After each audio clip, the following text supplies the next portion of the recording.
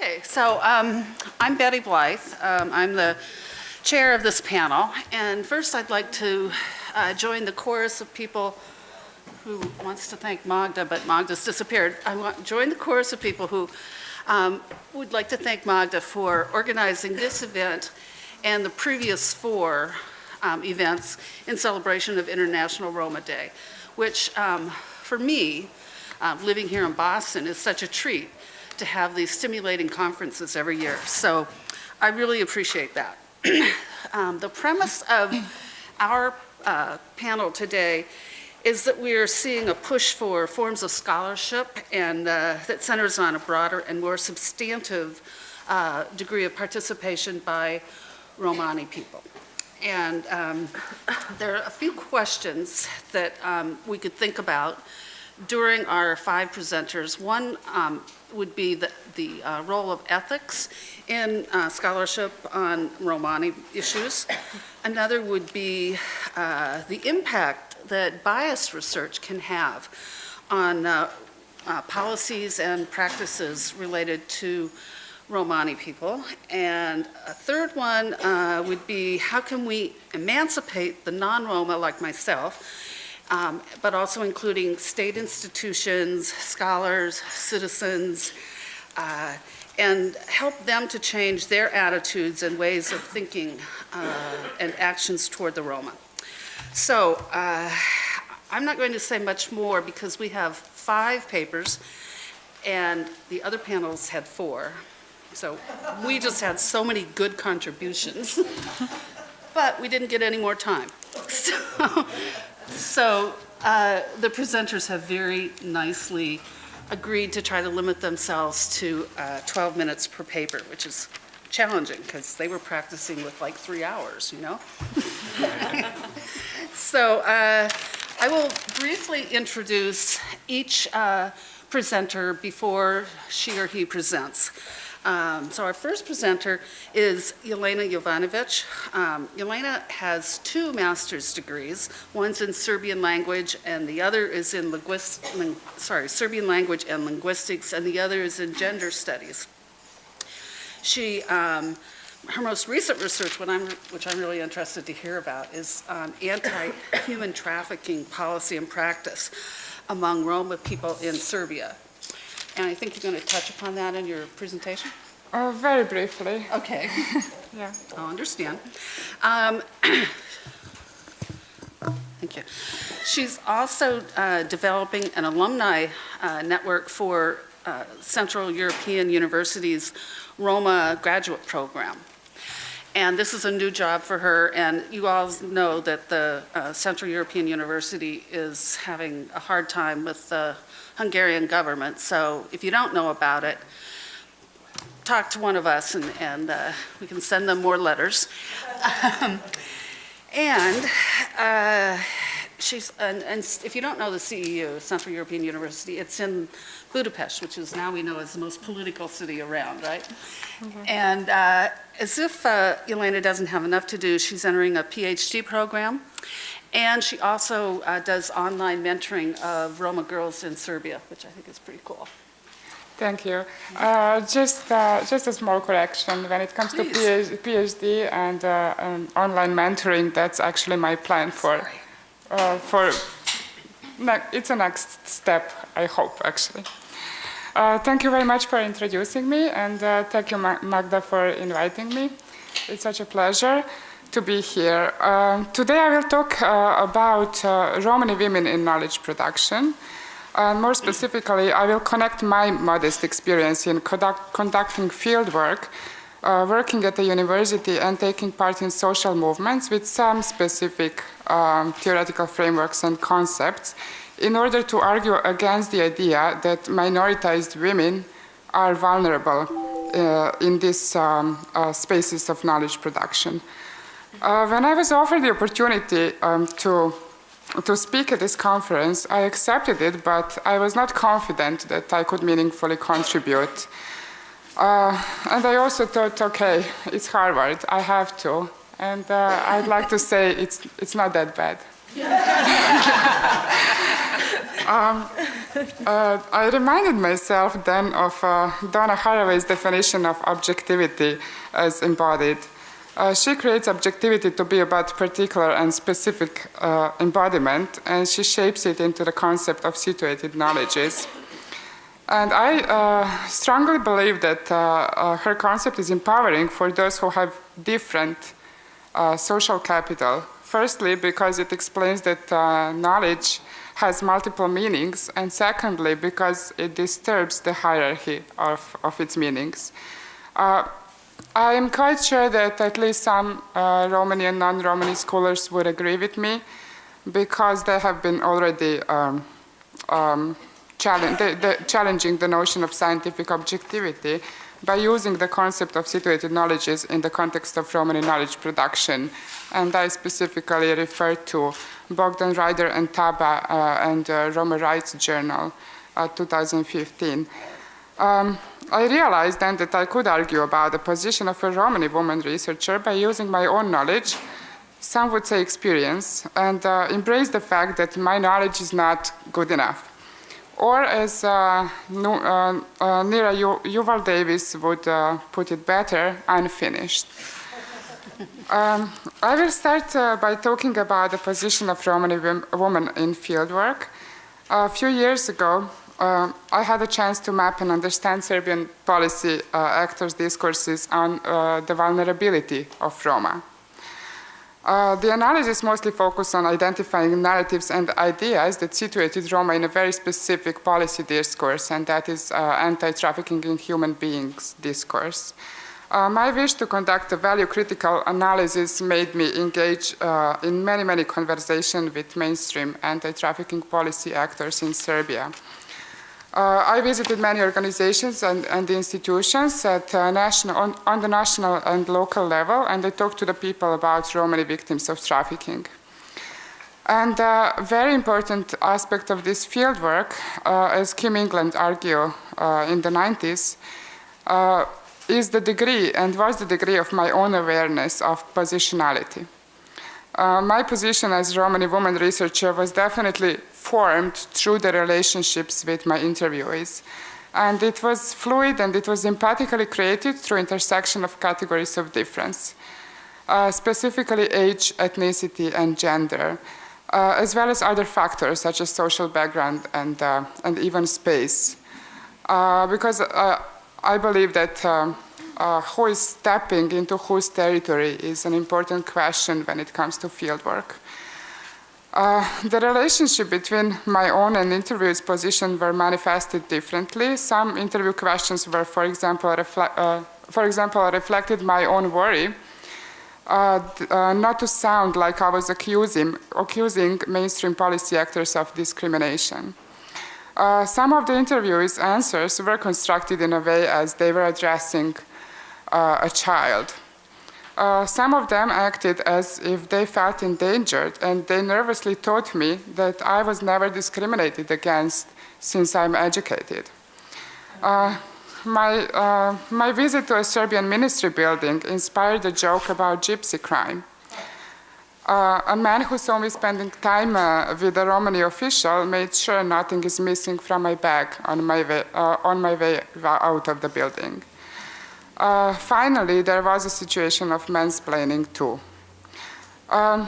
These instances surely did not categorize each and every relationship established during my fieldwork, but they were definitely dependent on each person's situatedness related to the categories of difference we could fit in. For example, if one is a man or woman, Roma or non-Roma, old or young. And also it depends a lot on our own ability and willingness, I think, to reflect on these categories, actually to reflect on our positions. My own assumptions, it was a two-way process. My own assumptions, for example, that a worry that non-Romani interviewers may not be honest in this situation when the Romani researcher asks them questions about Roma, also helped for my position. Therefore, both my own and my interviewers' assumptions, as well as the interactions between them, put me at different points in an insider, outsider, and a liminal position. My main conclusion after I did this fieldwork was that the position of a Romani woman researcher can be challenging, but it can also definitely be beneficial for research. Kim England argued that her interviewees were more open while answering her questions because they did not perceive her as a threat due to her gender.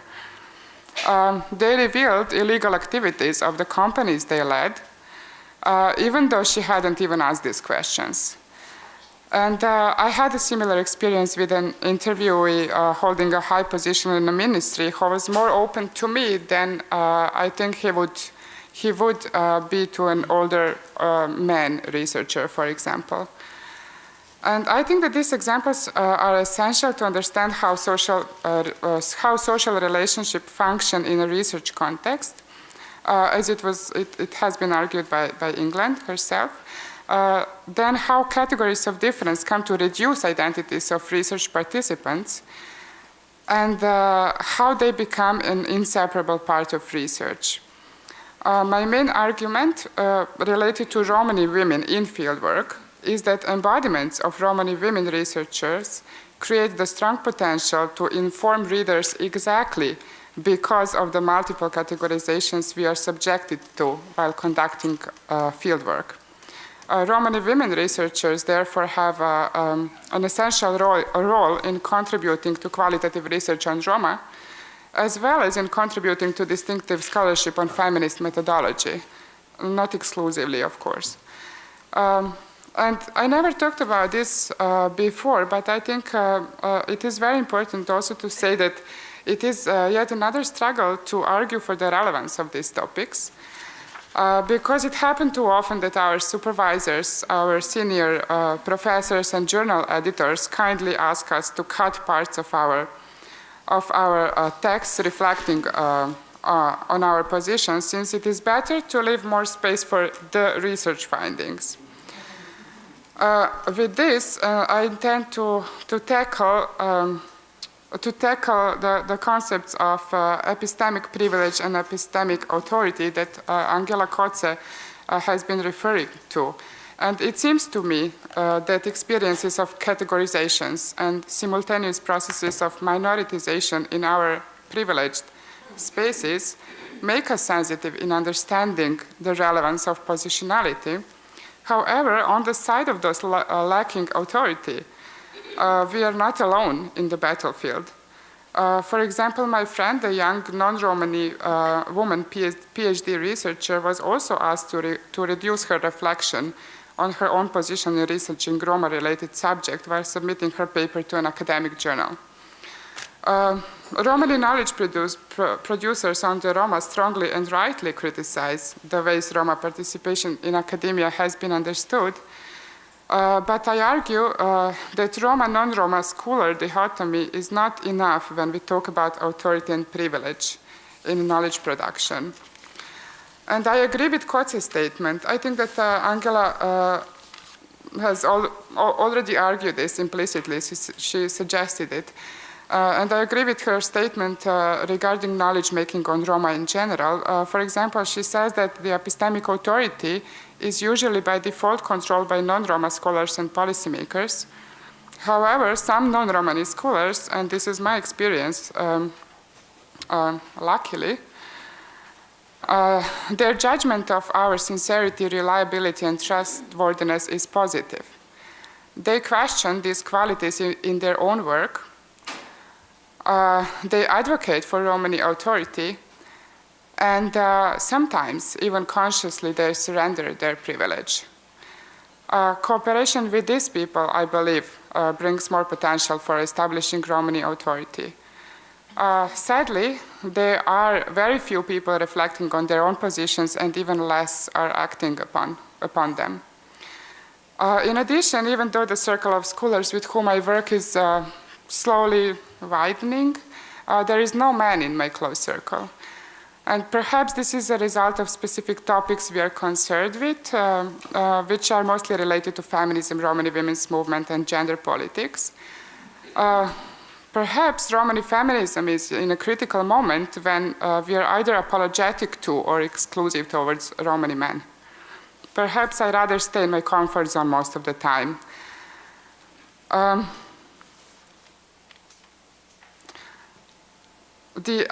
think that I suggest that Roma and non-Roma, women and men, junior and senior scholars or activist scholars should all engage deeply with the concept of and practice transversal politics introduced by Yuval Davis in the late 90s. However, the idea of transversal politics or politics of constant dialogue and reflection cannot work successfully without constantly crossing the borders of our comfort zones. Romani women needs to be more self-reflective as well.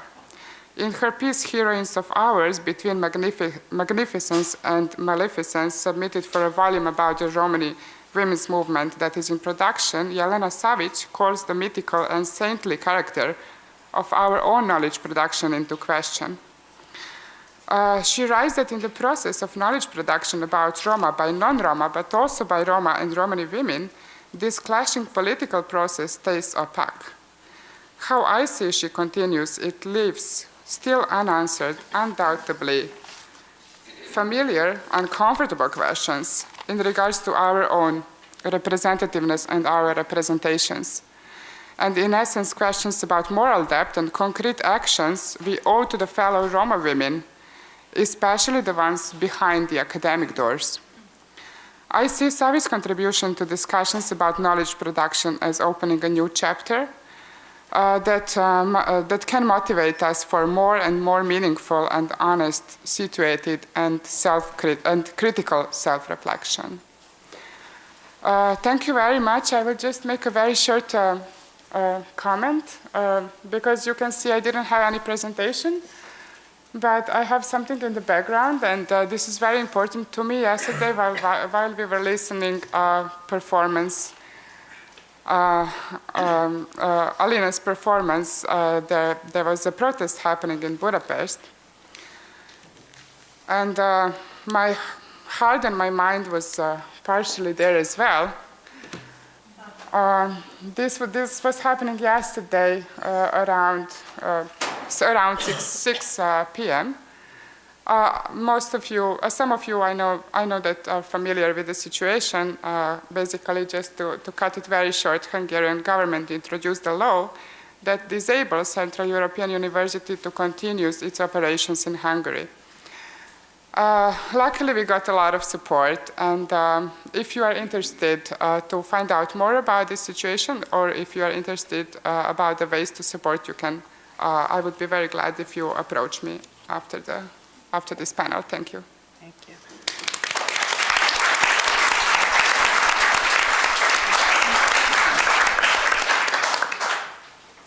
Thank you, Elena. Our next presenter is Christina Dragomir, and she's an assistant professor of political science at SUNY Oswego State University of New York, Oswego, and also is a visiting scholar there. She previously held a postdoctoral fellowship at the University of Albany, at Rockefeller College of Public Affairs and Policy at the University of Albany, and she's won a lot of awards and fellowships, too numerous to mention in the time allotted. She completed her PhD at the New School for Social Research in Politics, and she's giving a really interesting paper entitled Ending Illusions of Grandeur, Access, Strangeness, and Otherness. Thank you. Thank you. Thank you, and thank you very much, Magda, for inviting us and for organizing this. It's really a great pleasure to be with so many Romani scholars and people working on Romani issues here. So thank you for that. Just a quick change on this. I'm actually a visiting scholar at Center for Advanced India Studies at UPenn. Thank you. Which will make sense in a minute when I start talking about my work. So I'm really thrilled to be next to you and to listen to your presentation. And I dare to think that our presentations are somehow complementary because you talk about being a researcher, a Romani women researcher in the field, and my work is about being a non-Romani women researcher in the field. So I'll switch to that, but my work is also about positionality. And my talk is about an invitation to critically assess one's position and to understand a little bit further what does it mean. So these excerpts that I will read to you are actually a part of a larger article, and I chose a small part of it, but I will be very happy to talk more about it during Q&A or during the breaks that we have. So I will start by saying that, as my colleague also already mentioned, that Romani studies have been recently conducted across disciplines, and much of the discourse has been discussed. Nevertheless, there's a lot of discourse that it's embedded within the hierarchies that often it tries to dismantle. Much of the scholarship adopts what is called a neutral or objective perspective vis-à-vis the issue it presents and overlooks implicit biases and modes of marginalization it replicates. It is imperative to interrogate those power dynamics that structure our scholarship and our modes of knowing, and in doing so, we need to critically assess the role of the researcher and the embodiment she represents. So this work is an interrogation of my role as a researcher in conducting interpretative ethnographic work in Romania and in India with the Roma community, and I will insist in staying with. I'll be happy to talk a little bit more about what I mean by that during Q&A. Using the framework of intersectionality, this article and this work that I'm presenting today presents the role of race, ethnicity, class, and gender, as well as their fluidity, and how they and the role they play in structuring and furthering the data collection and analysis. Participatory research exposes the intersectionality and hierarchies, but also their fluidity, showing how one's place is actually dynamic, continuously redefinable, creating both discomfort and, most importantly, knowledge. Power is not only limitative, it stops one from going further, but it's also generative, creating research. Articles and scholarly work typically occult the design process and the details of conducting research. Revealing these dynamics increases the researcher and the research vulnerability, and often lessens the chances for academic accolades. But it also allows the reader and the scholarly community to understand and reflect on how the field has been studied. This is not to say that research hierarchies could or should be, but nevertheless, I don't think that they could be totally obliterated, but to suggest that exposing them and critically engaging with them would facilitate a different scholarly approach. The article that I will talk about has several vignettes that expose different situations along the lines of race, ethnicity, gender, and class, and their intersectionality. But in what follows, I will present the framework of my general work, so you have a little bit of a context in which you can put this. Then I will present a small vignette, and I will end there because of time, and I hope for your comments and criticism. A few years back, I started exploring the theory that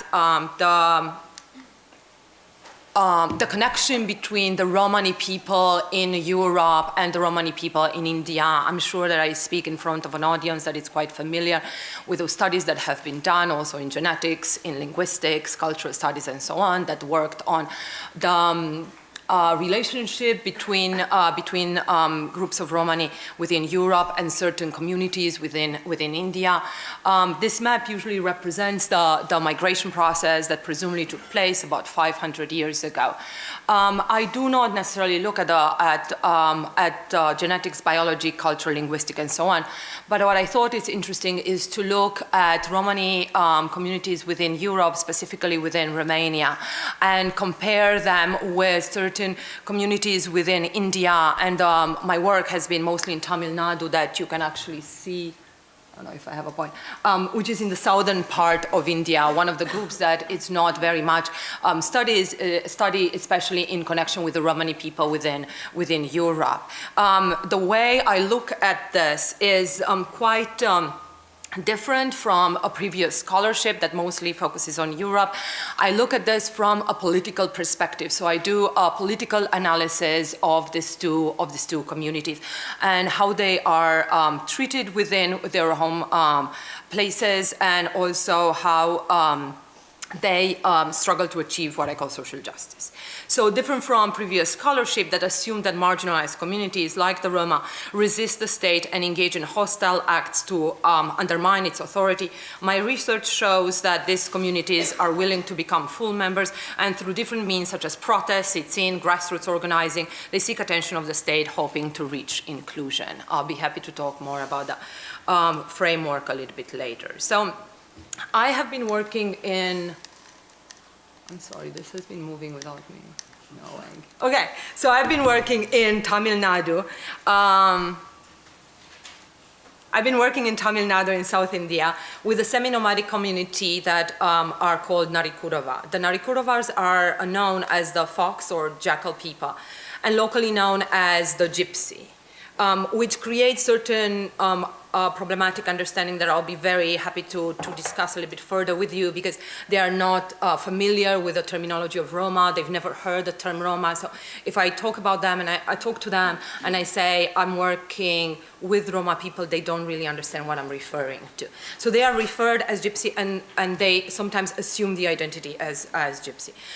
Traditionally, they are hunters, but due to the legislation protecting their rights, the rights of animals against cruelty, they are bead makers right now. They have been a nomadic tribe for at least 500 years, and they left northern India and migrated into the south part of the continent. This community lives in government-organized settlements for about 50 years, the community that I work with, but still think of themselves as being nomadic or able to take off at their will. They are a small community, about 200 people, the number varies because of their nomadism, who live mostly in one-room asbestos houses with no access to running water.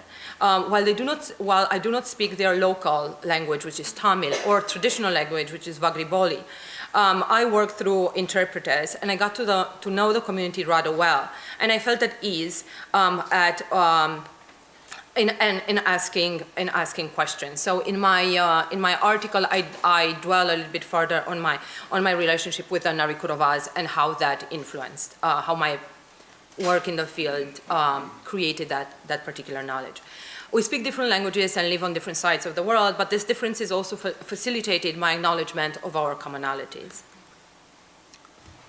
So they still hunt small birds. They don't hunt jackals, and they are traditionally bead makers. In Romania, I've been working with a Roma community who is often also referred as the gypsy from Transylvania. The Roma community has been living in Ormeniș in a town in Romania, in Ormeniș, for about 200 years. The community has many teachers, counselors, of a Romani heritage, but mostly the community works as day laborers and they work in agricultural positions like seasonal workers. They are a small community, about 300, living in poor small housing. Like the Indian community, they speak the local language, which is Romanian, which is also my native tongue, and Romani, the language of the community, a language that I do not speak. So in what follows, I have only 3 minutes, and I'm going to try to present my vignette on this. So bear with me if I speak too fast. So in my article, I start critically engaging with gender dynamics and their intersectionality with race and ethnicity, and explain how power dynamics structured and limited my access, but also empowered my field work, allow me to enter certain spaces and deter me from accessing others. As a woman, I was familiar and I could detect with ease the patriarchal structures, and I thought that I could navigate with the same ease the racial and class ones as well. But my work in the field surprised me. In what follows, I will further this aspect. I'm from Romania, and I grew up in a communist and post-communist society. During my university years, I left and I moved to the United States, where I soon became a graduate student living in New York City. My self-understanding revolved around my gender, but also around my race, ethnicity as a Romanian.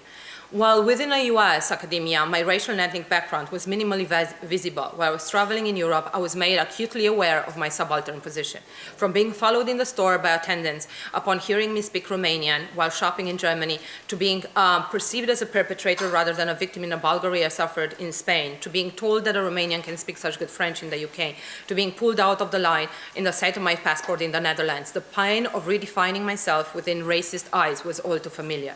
Moreover, living as a graduate student in one of the most expensive cities in the world for many years, and currently holding a precarious faculty position at a poorly funded state university, I have always identified myself with lower classes. However, hence, whenever I was in the field and I worked with the Narikurovas or with the Roma, I assumed a certain common understanding and a certain solidarity.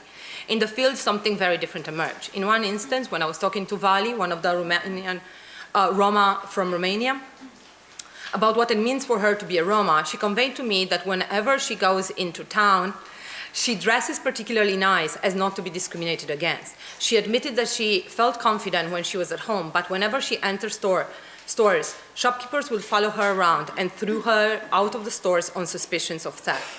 This was done because in spite of her nice behavior and clothes, they saw her race and identified her as a gypsy. I listened empathically to her story and recalled when my mom and I were shopping in Germany and we were followed around by the shop assistant while she heard us speaking Romanian.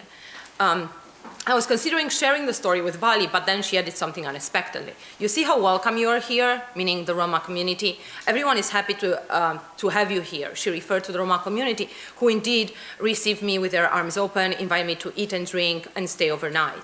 I nodded and I listened to her. Well, she continued, when we go to town, meaning where you come from, people never receive us like that. They throw us out.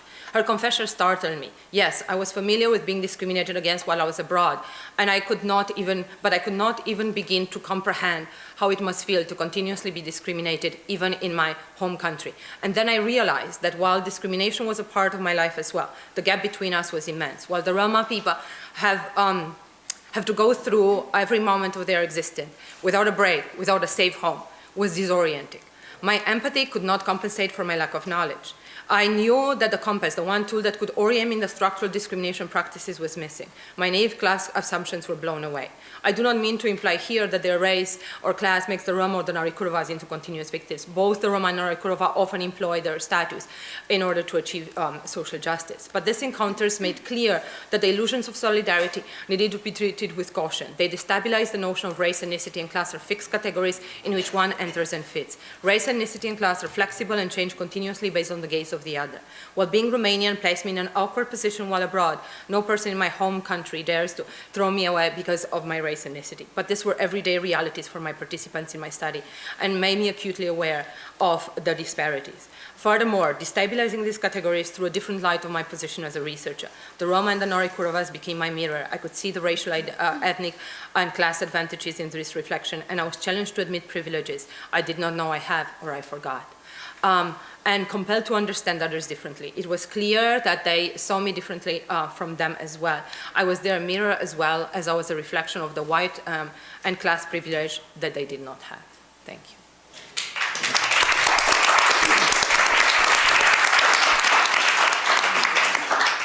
Thank you, Christina.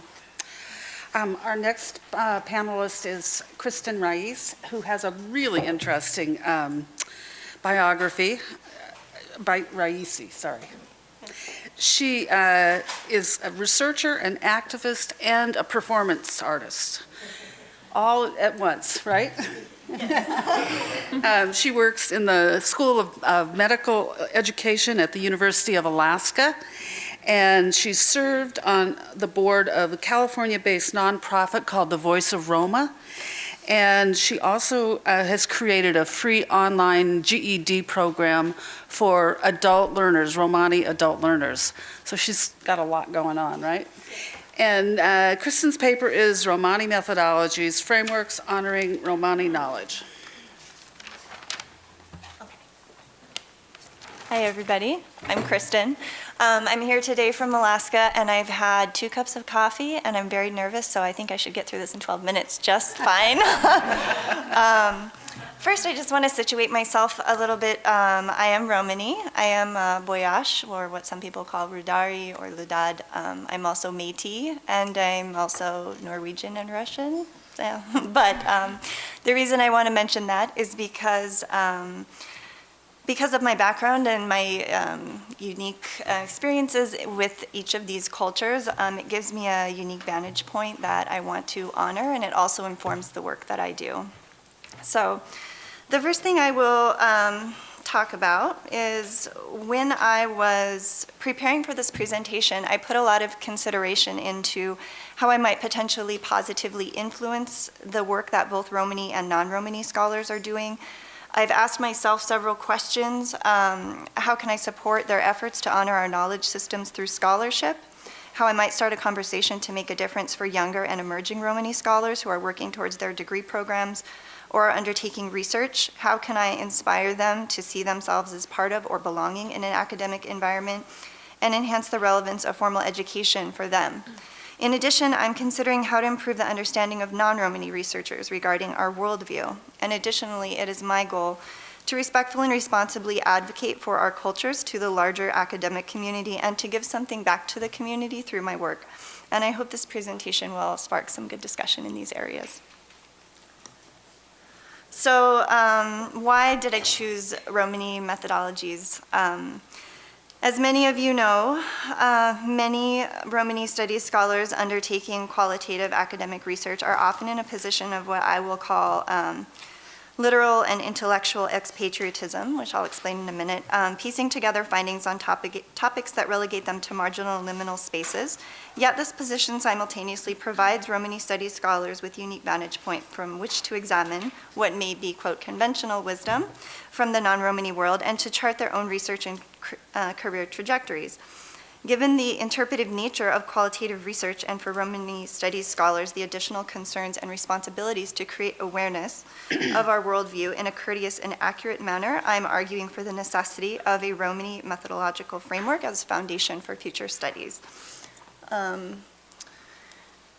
The need for Romani methodologies is posited on the belief that Romani methodologies can be situated within the methodological landscape because they are in harmony with other relational qualitative approaches and can be common ground for Romani and non-Romani researchers to understand one another. In addition, the introduction of Romani methodological, it's a tongue twister, frameworks into academic settings will offer an opportunity for Romani knowledge systems to exist in the very places where knowledge is produced, maintained, and upheld.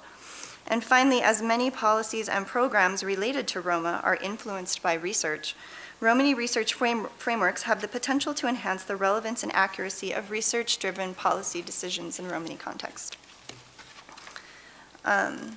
So to begin with, I'm going to talk about what I mean by literal and intellectual expatriatism, and I'll just be upfront that this is an idea that I got reading Edward Said, who I dearly love, and this idea really resonated with me.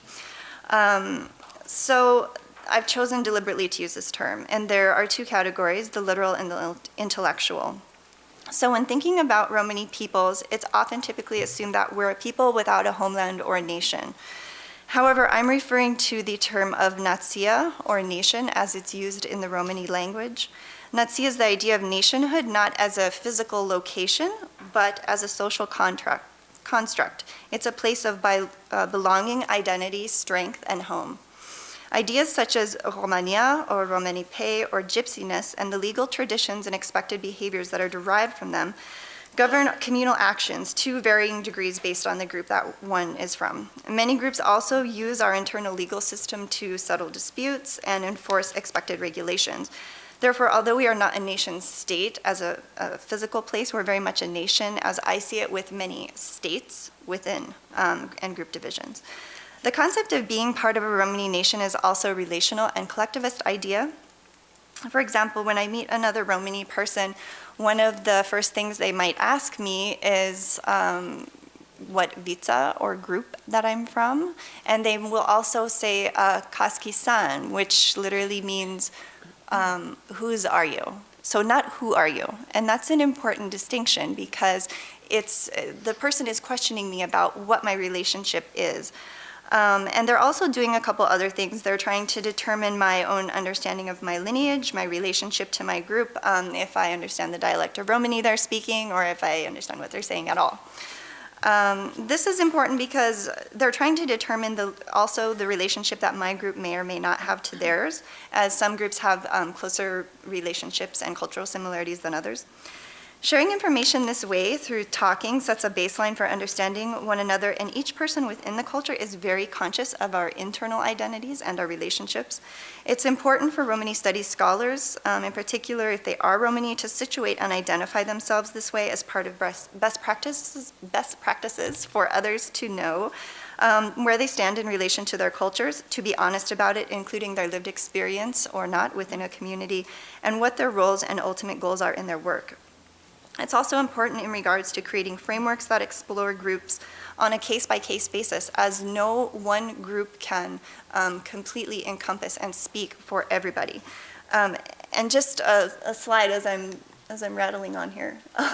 So this is just a short list. It's not exhaustive for people that aren't familiar of the diversity of different groups that exist within the Romania.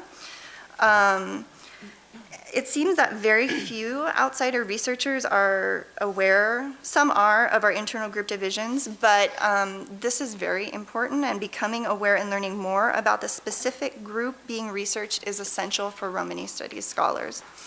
Additionally, as many Roma start down a path of formal education, I'm also returning to the idea of expats, because we're never totally cut off or removed from the nation that we're part of. We still have, as Said articulates, our ties to our family's customs and identities, and the longing for that familiarity oftentimes. But we're also not totally in sync with the new environment that we find ourselves in, and this creates a feeling of being a perpetual outsider for Romani academics, because we don't completely fit in with the university system, with contemporaries, but nor are we at home now in our own culture as we return, because education is personally and socially transformative. We end up living in two worlds, but we are not completely now at fitting into either. So I'm just going to go back to this. So now I'd like to talk about intellectual expats, and I want to speak to the actions of researchers who have taken the bold and brave choice to use research methodologies that employ frameworks that are outside of established Western models and ideological positions. Scholars in other minority studies areas, such as Indigenous and Middle Eastern studies, have taken this approach to introduce their own frameworks. However, the introduction of Romani methodologies and frameworks relies on having an equitable value placed on Romani epistemologies that currently does not exist. And thus, the current state of affairs for Romani researchers in academic settings is the requirement to use Western-centered methodologies that are often culturally and ideologically incompatible with Romani ways of knowing. Choosing a Romani studies topic can be difficult, not only because there are no current frameworks that address methods used to approach Romani studies subjects, but also because of a perceived lack of already published and existent or enshrined knowledge to provide a foundation and a jumping off point for specific topics. Romani studies researchers are currently in the position to function outside of either their department or their disciplinary home through their topic selection and or their decision to introduce Romani methodologies into academic settings, as either choice will put them at odds with conventional scholarship and entrenched knowledge paradigms. Still, it's precisely because of our unique identities and social formations and epistemologies that development and usage of Romani methodologies is needed, especially in academic settings. As scholars involved in Romani studies, whether the researcher is Romani or not, it is time to move beyond simply assuming a Romani position on various topics, but introducing Romani frameworks into methodological spaces within academic research discourse, policy, and practice. The university setting is not only a site of knowledge production, but also of approval and replication of accepted knowledge. Currently, the majority of qualitative research paradigms that are available to researchers under the rubric of Western thought, currently that's all that is available, frameworks that are under the rubric of Western thought or epistemology. The introduction of Romani frameworks will be beneficial to all researchers in a number of ways. 3 ways. Hang in there with me. So The first is the promotion and preservation of specific cultural ways of knowing may be aided if the knowledge that exists within them is sustained in various institutions or sites. On the one hand, in the cultures themselves or cultural centers and organizations, and then on the other hand, within Western academic settings. Romani framework should be used as a vehicle to uphold communal forms of knowledge and transform the landscape of research institutions themselves. Second, by undertaking research that brings Romani knowledge into Western spaces, we are challenging Western essentialist thought, challenging the homogeneity qualitative research methodologies, and the reproduction of knowledge based solely on Western paradigms. At their core, Romani epistemologies emanate from a fundamentally different belief system. However, when this knowledge is contextualized, it is comparable with other relational qualitative approaches, such as feminist inquiry, critical thought, or ethnographic methods that do examine the self in relation to the subject. Conceptualizing relational approaches through Romani methodologies would also be interpretive and require critical reflexivity, but what makes Romani methodologies different and unique is the incorporation of specific group knowledges deriving from the linguistic and ethnographic context of such constructs in place for each, cultural protocols and the lessons being transmitted through them as part of the framework, and as well as the interrelationships that stem from them. And, finally, Romani methodologies will assist all researchers to more fully engage with communities in culturally appropriate and relevant ways. Self-reflexivity is required to identify bias of the researcher and their underlying assumptions, but we must also examine how the questions, concepts, and design of our research is relevant and applicable to communities we are working with or researching. Scholars applying Romani ways of knowing into the research design may produce research that's more responsive to the community in question and, more importantly, to the benefit of the community that is being researched. Giving back to the Romani community through research should always be an underlying motivation. Researchers should also be mindful of potential impacts their research can have on Romani peoples.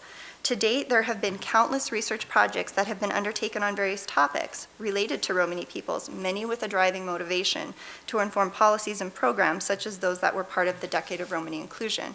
Unfortunately, many policies and programmatic decisions derived from this research on Roma has failed, and we need to examine why. My theory is to re-examine our methodologies so that we are approaching research choices and design responsibly to have maximum relevance and impact for Romani communities. Thank you.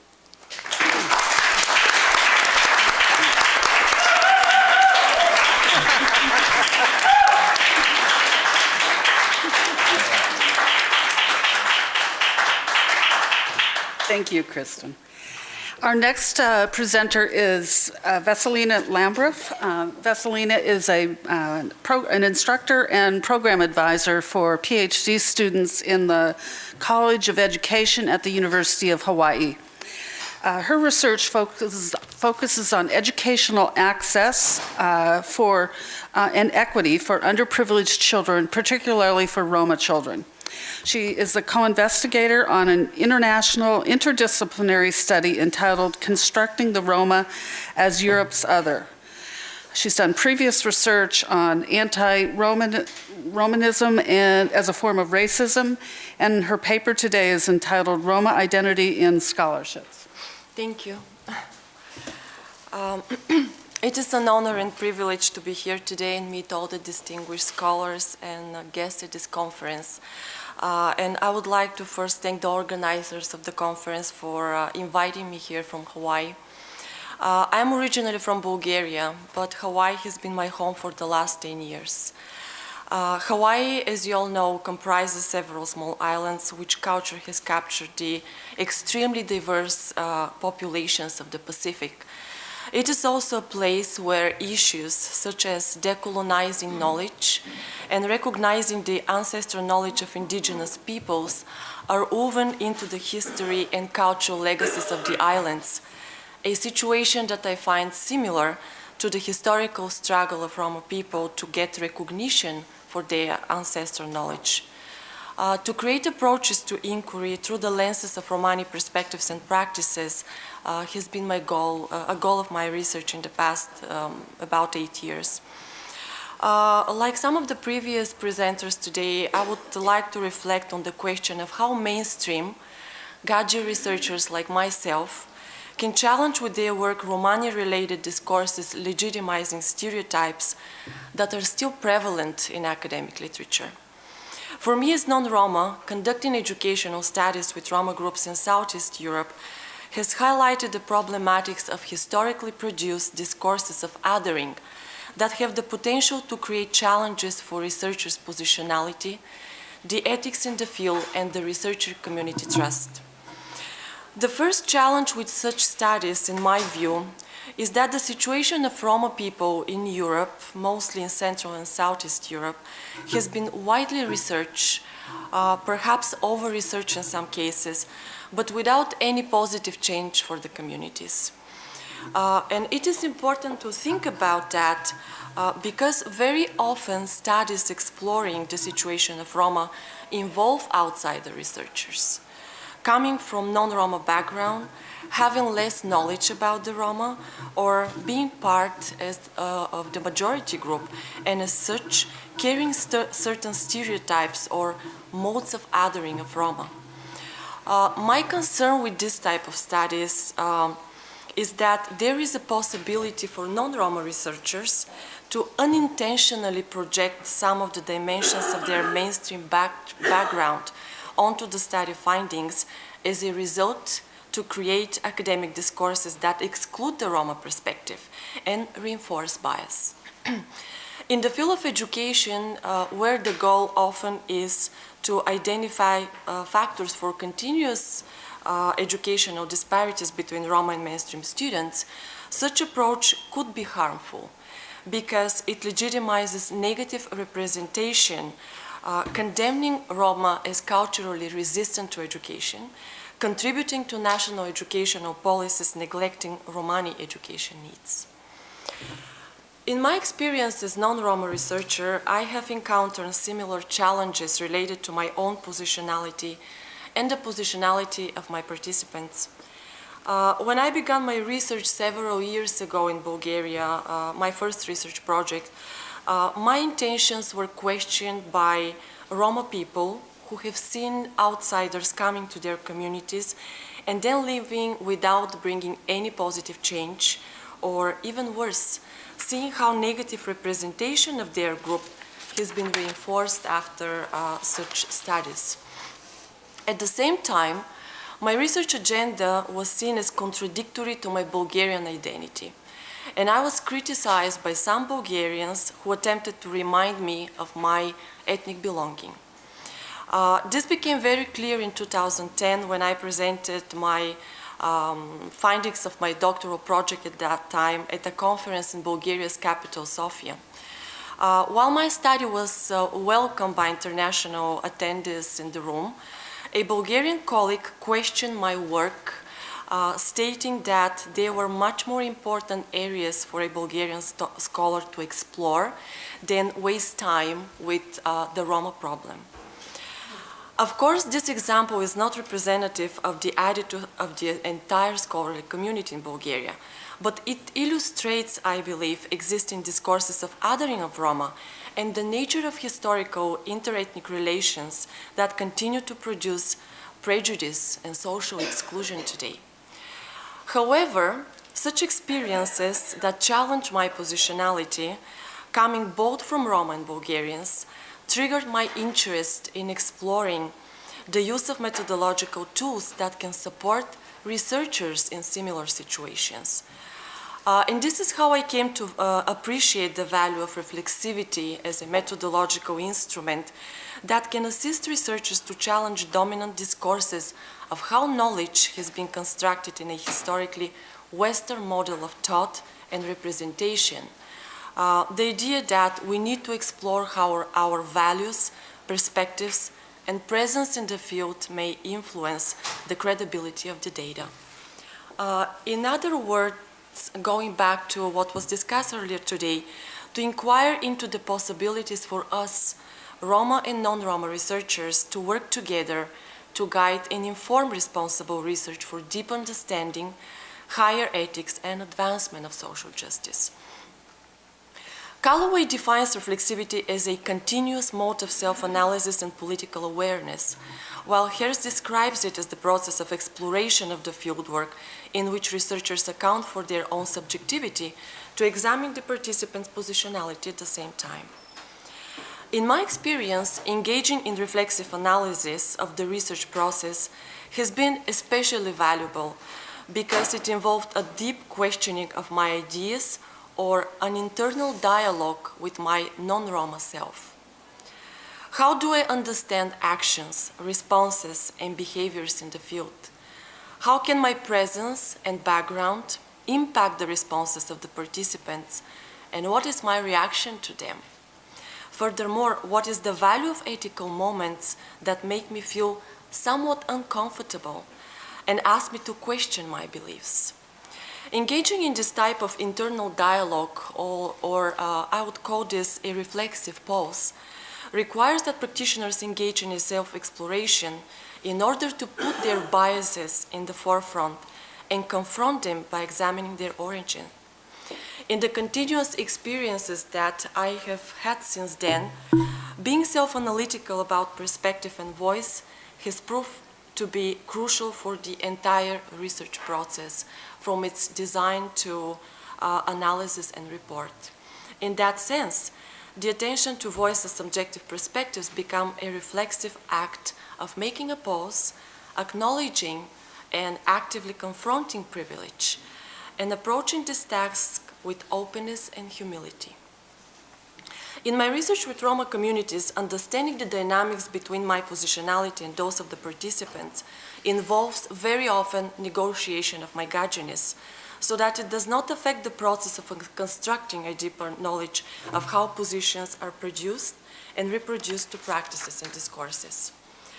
And to just illustrate what that means to me, I would like to refer to an example which involved the negotiation of my access to one of the research sites where I collected data for my first project in 2010, aiming at understanding the educational experience of Roma students.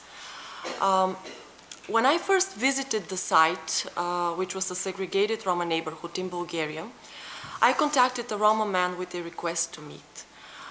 The man who eventually became my gatekeeper to this community immediately brought up the question of my gadginess and the experience of his people with visitors from the dominant group, including media reporters, who had negatively portrayed the community.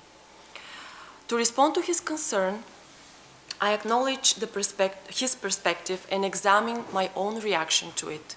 I realized that I represented the dominant group that has historically held the power in Bulgarian Roma relations, and this had the potential to restrict my access and to sustain a power dynamics that would not be helpful for building accurate knowledge in the field. In his mind, I thought, I was yet another outsider, like others who had come to the community before and left without giving back. I also reflected on the extent to which Roma communities have been explored and the values of in the failures of state and EU initiatives to advance their actual integration.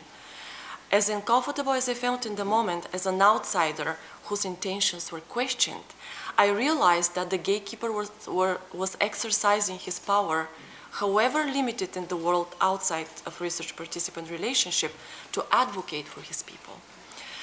So I describe my project in detail and talk about my own immigrant experience in the US and the experience of my daughter, who at that time was navigating here in the US in a foreign education system. And when I was allowed to enter the neighborhood and conduct my study in the next months with the help of this man, I not only asked him to assist me with access, but he became an active participant in the collection and analysis of the data, sharing his input and analyzing from his perspective the problems that I research. The lesson I learned then and that I follow since then was to reflectively explore such uncomfortable moments and to always and continuously ask some questions, such as, how does the power inherent in my ethnic Bulgarian identity influence the responses of my participants? How can I remain true to the participants' voice and confront my own culturally shaped bias? and whose perspectives are captured and whose are missing from what I was allowed to gather within the community. In conclusion, critical questions remain to whether and how non-Roma researchers might create spaces for conducting studies that genuinely include the voices of Roma. And to do this, I'd like to suggest three principles or points that might prevent misrepresentation in these situations. First, outsider scholars need to examine their worldview stemming from their Gaijiness. Adopting a reflexive approach has the potential to confront stereotypes and enhance the credibility of our studies. Second, it is important to take into consideration the complexities of the research context, which in the case of post-socialist European societies, the legacy of othering exacerbates Roma exclusion. One way to help overcome stigmatization is to highlight positive examples and good practices in the education of Roma students. One of the main purposes of my research was the exploration of the indigenous Roma perspective to identify strategies for youth empowerment rooted in the knowledge, culture, and engagement of students, families, and communities. Finally, researchers, I believe, must provide Roma with the opportunity to fully participate in knowledge construction and dissemination. And actually, recently, we have been using this approach in an international comparative research program focused on constructing the Roma as Europe's other in several Balkan countries, in which I work with my colleagues Anna Kirova and Larry Prochnow from the University of Alberta, Canada, who are also here with us today. And our team includes Roma scholars and community leaders, and we explore these courses on 3 levels: international, national, and local, produced by NGOs and Roma rights activists, to create spaces to facilitate a dialogue among end users of research, scientific community, school practitioners, and policymakers. And we actually plan to disseminate the results not only to the scientific community, which unfortunately is often the case, but to try to mobilize this knowledge among Roma communities and at the policy level at each site. Thank you very much.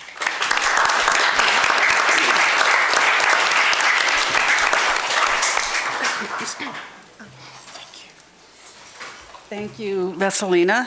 Our final presenter is Petre Rado, and I want to note that he is the only man on the panel, but there was no intentional sexism to have him present last. It just happened that way. So, Petre is a PhD candidate in media and communication at Örebro University in Sweden. His thesis looks at the multimodality representation of Romani in the European media. He has several other research interests, which include discourse and discrimination / racism, discursive construction of various social and political identities, visual communication, news photography, and visual ideologies. His paper is entitled Multimodal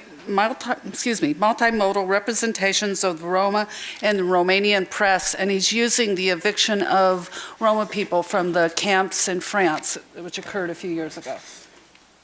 Hello everybody, how are you? Let me tell you, jet lag is real.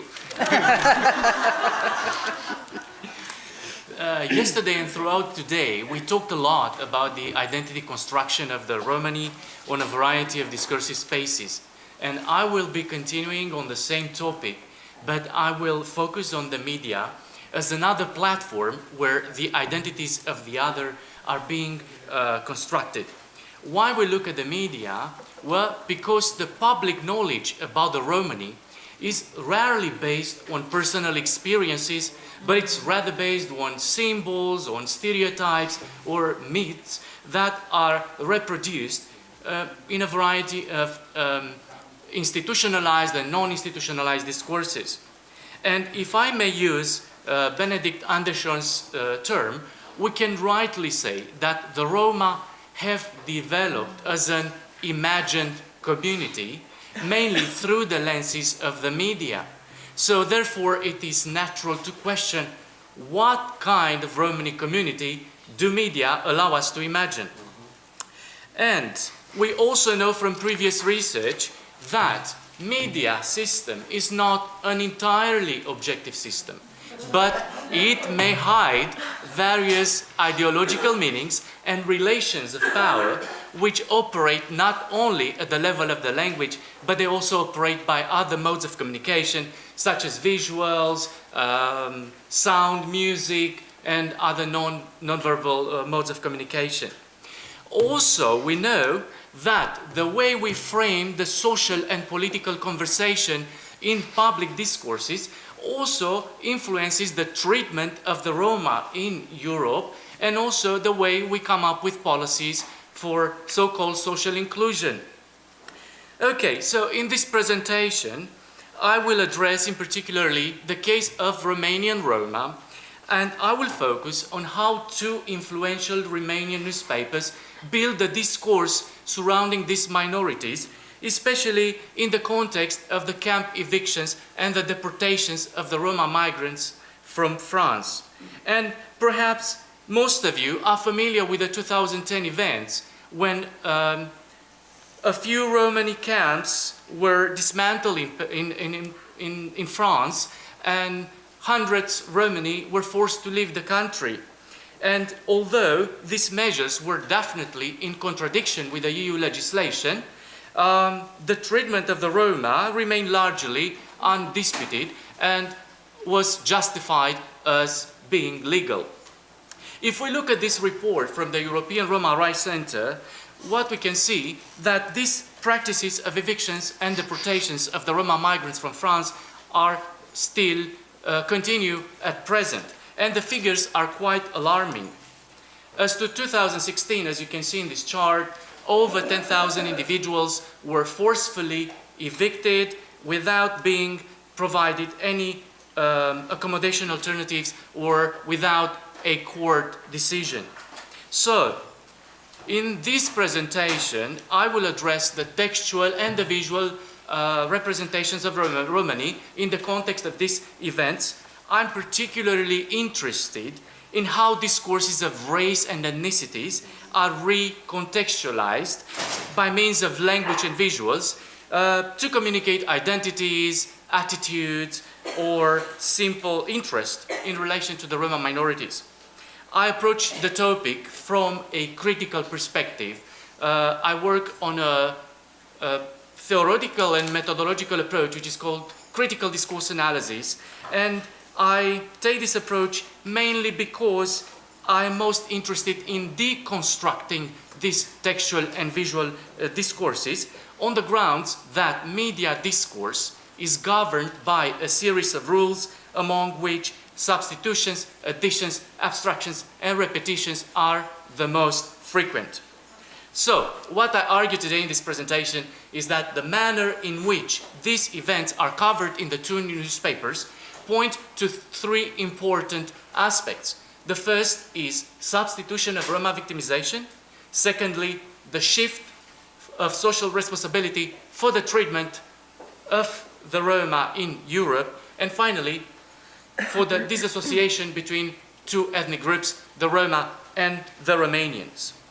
So, how did I conduct my analysis? I conducted my analysis in two phases. And the first phase of my analysis addressed the linguistic one. I was interested to see what are the lexical choices to refer to the social actors and their actions. So, what kind of Roma community are we portrayed linguistically? Well, it is a universal Roma type, or if you want to say a generic category of people, which are described in terms of collective wrongdoings and which is highly impersonalized. So, these impersonalizations are achieved in the media by means of three main strategies. And one of the these strategies are collectivization, aggregations, objectification, and abstractions.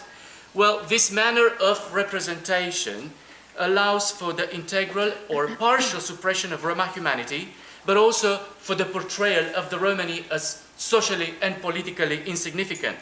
So, we are presented with a universal category, which are quantified in terms of numbers. So why are numbers problematic? They are problematic because these aggregated representations largely ignore the diversity of the Roma migrants in France. Because these statistics overlook differences of race, gender, social inclusion, levels of social inclusion, and occupations. So, what if we were informed how many children and women were among these 7,000 or 8,000 people? Well, when we report on actions against the Roma, most likely the children and women are excluded from the discourse. However, linguistically, they are featured when they partake in the wrongdoings, such as scams, beggary, prostitution, or other illicit occupations.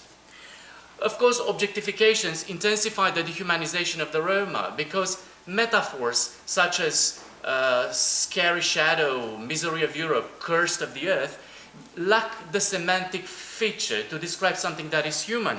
So we are offered an image of aliens, something that is out of this world, or just simply an underclass.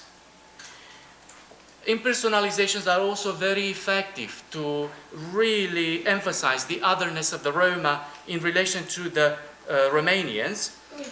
One of the lexical choices in the media is Roma from Romania, in contrast to Romanian Roma, which implies some sense of belonging and membership. But okay, let's see now what verbal processes are assigned to the Roma.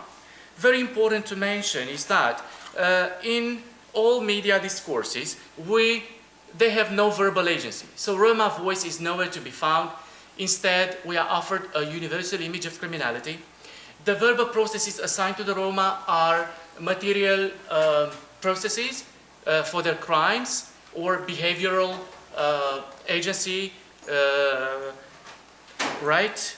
Like they swear, argue, make noise, disturb the citizens. So both the material processes but also the behavioral ones are against the European norms and values. They're against civilization. And therefore, the distance between Roma and non-Roma is necessary.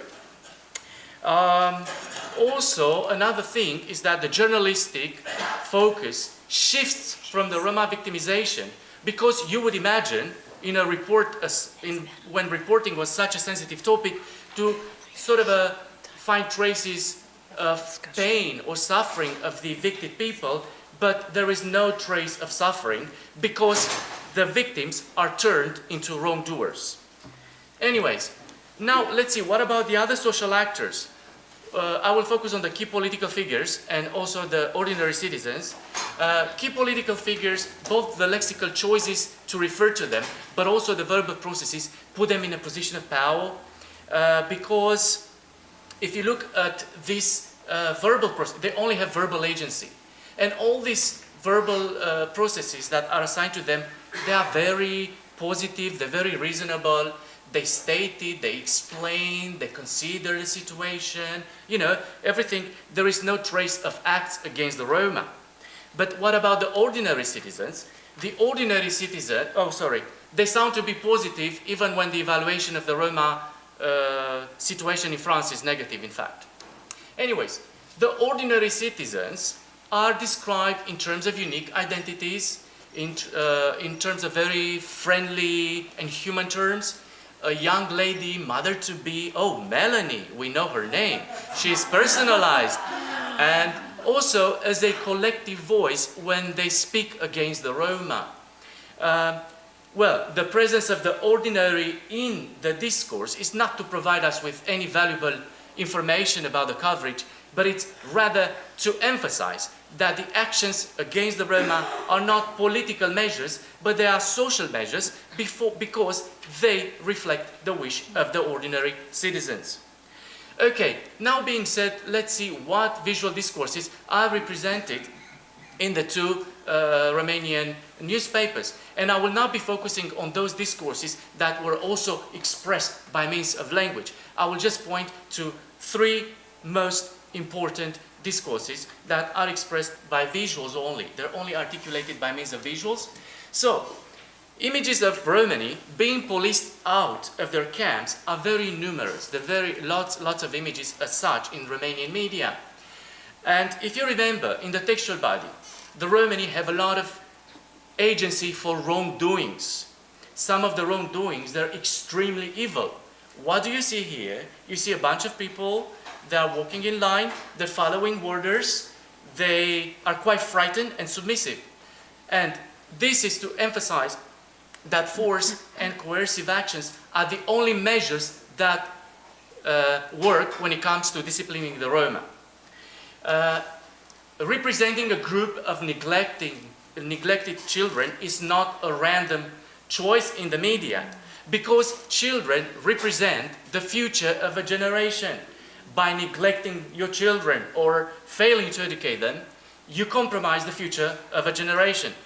So, there are other hidden discourses embedded in this kind of visuals, and it has to do with Roma hypersexuality, with early marriages, with rapid growth of the Romani population in the world. And finally, and I will stop here, Roma are a timeless culture, a timeless community. If you look at the Roma 300 years ago, or you look now, they have not developed, they have not evolved. So these kind of representations reinforce the fact that in fact, poverty and misery is a choice. It's kind of an unwritten tradition of the Roma, and they like to live like this. Anyways, anti-Gypsy discourse in Romanian media is a very complex construct. It's being reinvented and it's being reconstructed in a variety of ways according to the global happenings, according to the local happenings, and also it has a lot of dimensions because it affects every single aspect of the life of the Roma. It has an economic dimension because in this time, Roma are the unproductive members of the society. So they cannot sustain an economic activity. Neither time nor space are favorable elements for the Roma. Anyways, I will not be continuing because I'm running out of time, but I think we know that the danger of this kind of representations, these repetitive patterns in the media, they tend to become natural representations. These kind of representations tend to become the truth. Thank you very much. I look forward to your questions.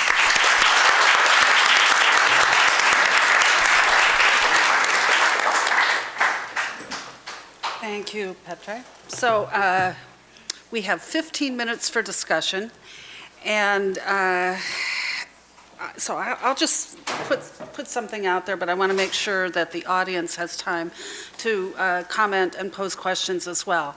As a researcher, this was just like a Friday night date. I mean, it was just, it was really wonderful. The many stimulating topics that came up, the interaction of race and gender, the different issues that come up methodologically, logistically, things like the gatekeepers, how the research advisors, if they don't think that research on Roma issues is exciting or worthwhile, how they can discourage you, the idea of being an other when you're going in to work with Roma research or study participants, and on and on. One thing the presentation, several of the presentations brought to mind, particularly I think Vesselina's, is I won't assume this for anyone else. I think I have a tendency to think of Roma people somewhat uniform. I mean, I know there are differences if they live in the UK or Bulgaria, Romania. I know there are differences obviously in terms of education, access to education, and so on and so on. But sometimes I think we're designing studies and interpreting study findings to policymakers or practitioners as if it's one uniform group. And Kristen's slide very nicely gave us a list of some of the different groups among Romani. So I'd just like any of or all of you to just give some comments or thoughts on that.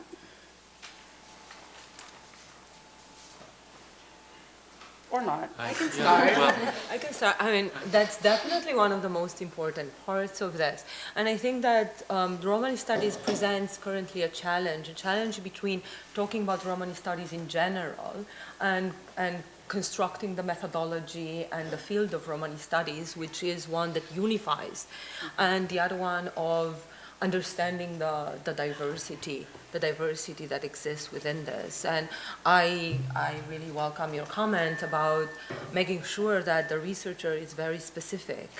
I think that is one of the first steps that needs to be acknowledged while we are entering the field, while we are discussing, and also when we are engaging critically with the text that we are reading. So I think that your work really brings into view the fact that we really need to focus and we really need to hold scholars at a higher standard when they talk about Romani people, and to see like what do they imply by understanding that. So I think you bring in a very important point. if I may add just a thing, is that I really like the words of Hungarian scholar Vera Messing. I know some of you might know her, and she said that failing to acknowledge in research the diversity of the Roma is not only scholarly irresponsible but also politically misleading, because in fact we are dealing with a large, the diversity is it's really large, not only in terms of language, social practices, cultural practices, and so on. Yeah. Anybody else on the panel want to make a comment on that? I would like to make a comment when it comes to diversity and Yes. generalizations. I mean, we always, it is very difficult to make a balance, because if you argue for diversity, then it's problematic. But on the other hand, it's like, I believe that we need to kind of confront generalization by generalization sometimes. Yeah. And That's good. but it also depends on the kind of work you are doing. So if you are doing, I mean, I'm all for like contextualization. Depends on what is your research question. It's a difficult question, but basically I think we also sometimes need generalization. Yeah. Yeah, we can't avoid it, I think. Do you want to comment on I this? just wanted to comment actually directly on what you said. If you look at other groups and how they have handled, the presence, the solidity of a presence within the world community, Latino studies, Black American and African American studies, generalization is the first step. So when we think about Latino studies, we know that there is a diversity within a group, but does it mean that there is a group in the first place? So that does make sense that that's the way to open the door. Especially I think it makes sense because you were mentioning, when it comes to diversity, you were mentioning groups. And for example, I do identify myself as Roma, but I don't even know which groups I belong to, because my father was hiding his identity. So I'm literally, if you understand me, the only Roma in the family. So. And policymakers don't like us to say, yes, but, yes, but, yes, but. Yeah. George, do you want to comment on that? Or, because I have one question I promised to allow, so if you want to stay on that theme. No, you can have it, and then Cora, you're next. I can, okay. Thank you for your presentation, but I was assuming, I'm from the Romani Media Initiative here in America, and I'm assuming you're talking about news media, basically, Right. Not entertainment media. No, But they kind of go news hand- media. But they kind of go hand in hand. And here in America, the news media is profit-based, okay? It's everywhere. Well, I don't know if they are, or maybe I can't speak for that, that's what you can speak for. It's a But- product. But it's a product, and if it's profit-based, they're going to follow what the entertainment is saying. Absolutely. That's very, very important. And Can you to hear? Christiana's Can we get a point, microphone for you, George, or can you speak up, please? For Christiana's point, it's very important that we, Roma, educate the journalists and the people who are supplying them, the advertisers, Right. on who we are. And to Christina's point, and you said you're non-Roma and you're doing all this research, and thank you for your research. But what I always see in media, news media, first is the Roma from India, which right away makes us the other. Right away makes us the other and takes us from Europe, which is a very big mistake. And as an American Roma, you know, I think if, you know, forgive me for how I'm going to state this, if any, you know, African American group, if right away everything is right away from Africa, it would be horrible. We say no because we are denying our European rights. Now I'm an American Roma that came, my family came during the Great Migration. The motherland for us is Romania and Serbia, not India.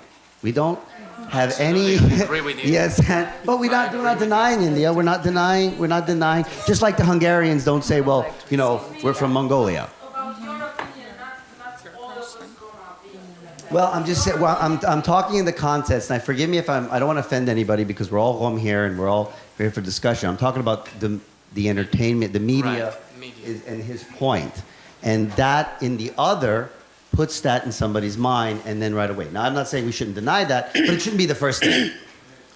That's my point. Thank you. Okay, Christina and then Cora. Just one second. I think he does make a point, and I will give that previous research, especially started in the beginning of the 20th century, was done exactly along the lines that you talk about, and it was mainly done by the Gage to actually find scientific proof that the Roma can never be European. And you're absolutely right. I mean, there are absolutely horrible genetic and biological studies that were done to prove that. And you are right to point out to the fact that this was done in the most absurd and racist way. So I understand the legacy of this. But I would like to say that this is not where I'm coming from. I understand the community as being transnational. I understand the community as being present in different parts of the world. And I would very much welcome. I'm just saying for news media. Yeah. Please, No, please I don't do deny. understand. I do I understand, think but it's very important, yeah. and I do not deny that my ancestry is from India at all. That's ridiculous for me to say that. What I'm saying is, as far as news media is concerned, the journalists, you know, have a responsibility, and they don't take their. They're going to follow what the entertainment industry says, what that research you mentioned in the Yeah. business says, and make it come. There are patterns of representation that are always followed. Yeah. Right. That's But- what I'm saying. I hope you got it back there. But we do welcome, like, across continents, and I'm working with a professor that does work in Brazil and United States, and it will be amazing to do this further transnational work. Can I make a comment on that too? Because we were talking about this last night. Now, I recognize that, no, I mean, no, you didn't start any trouble. I mean, I think it's good to have these discussions because these are things that will come up over and over again.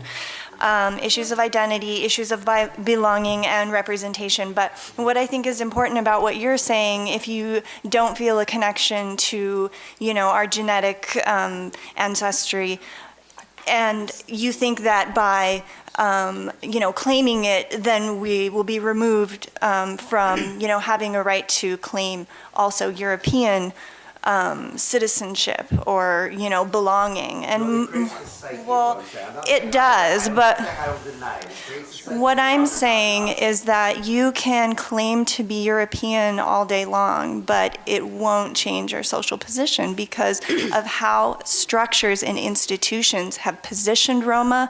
And it's the same thing that even indigenous people in this country or even in Canada would be facing, even though they are the original inhabitants. It's got to start somewhere, and we have to start saying. What I'm saying is denying our Indian heritage doesn't make us more acceptable as a minority population. Well, I never said denying our history. maybe I'm not understanding what you're saying, but that's how I see it. It's important to know it, but the journalists always put that first. That creates a psyche. This is media. This is what we do. I don't know if you I agree understand with what me. you're saying. You understand this is what we do, and it should be a part of us. Just like we cannot deny that African Americans are from Africa, but it creates a psyche that makes it okay to say the other. So we have a responsibility to educate the journalists on what they're doing wrong, and when they are being paid by somebody else, we have a responsibility to educate them, not to deny that we are from India. Please, I didn't say that. Right, but what I'm saying is, you know, we will always be the other. It is, that's just the nature of I the political absolutely love situation, the that social a research situation. panel generates so much controversy. That's the And so best. much passion. Usually I we love put people to sleep. But I just got the time cut it off signal from Magda, but I promised that Coral Schwartz could make one question, ask one question, and we can continue the rest of this discussion over cocktails later. Henry George.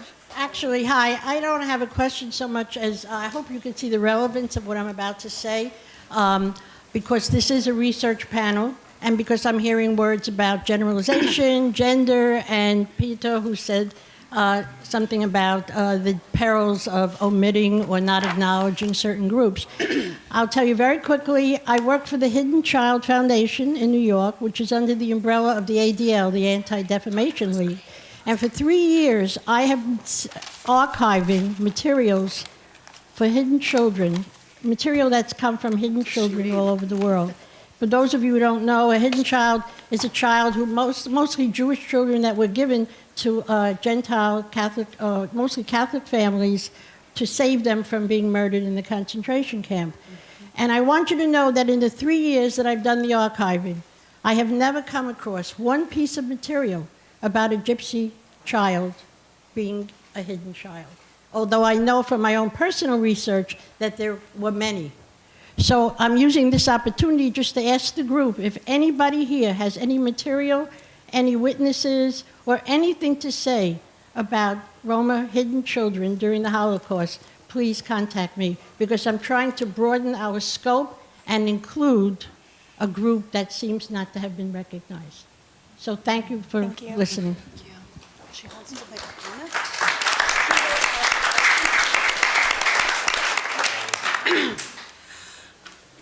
The woman in charge has told me that someone at the back of the room has the last word. This woman right here. Yeah. You got to go speak to Magda if you want to talk. Thank you. Thank you for giving me the last word. I'm honored. Just to your point, I work at the Montreal Holocaust Museum, and I'm working on the recognition of the Roma genocide, so we can talk after. On the second point, I just wanted to say it's more of a comment, half question. Essentially, I think that we also need to reflect also in terms of the gaps between academia, civil society, and the communities themselves, because even though we're talking about active participation research, there is nothing concrete at the moment to include the communities who are maybe not academic communities. If you look in the room, I think that's quite reflective. So making the research accessible also to the communities and letting the communities sit at the front of the table so that they could have that would be a very concrete way to give back knowledge to Roma, is let Roma be producers of knowledge not being exclusive to academia. And I think that's something that's very important that needs to be reflected on. And secondly, I think that obviously, as we have seen, there is a diversity within Roma, but also I think that in framing the dialogue this way, we're also in a sense contributing to the dehumanization of Roma, because we often forget that Roma are human beings. And it's in the way that we frame the conversations in saying Roma are different.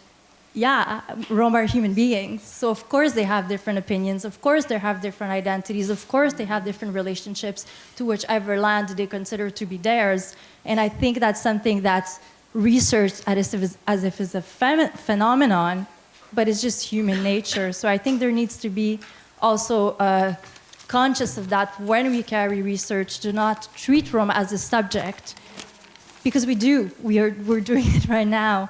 And I think that's something that's highly, highly important, because Roma often don't have access to this level of education, because it is restricted to, even amongst Roma, a certain elite, if we want. So I think that's something to be conscious of. So that was just what I wanted to say. Thank you.